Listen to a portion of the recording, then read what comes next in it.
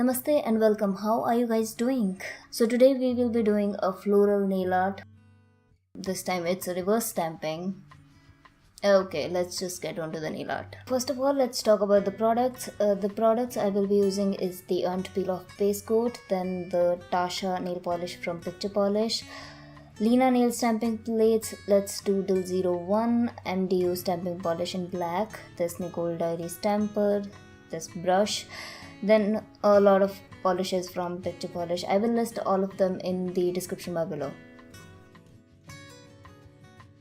And then the Whatsup nails cleanup brush, and to top it all off, HK Girls Glisten and Glow top coat. So I am starting off with the peel off base coat. Just apply a good amount of the base coat, and then I am applying one coat of Tasha. One coat because we are going to do reverse stamping on this, so we don't need much.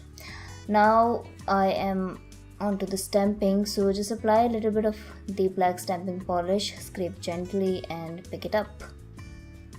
Now I am filling in the all the flowers, just making sure that I don't fill the adjacent flowers with the same color. I hope that makes sense. So this is how it looked, and now it's test time.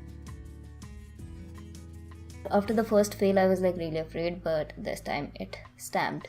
Now I'm just cleaning up. Now take an advice, always use a liquid latex. I am seriously traumatized right now how much of a cleanup I have to do. I don't know why I didn't apply liquid latex.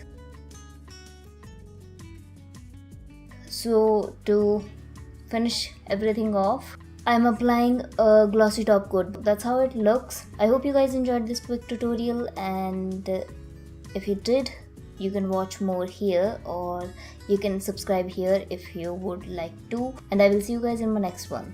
Namaste.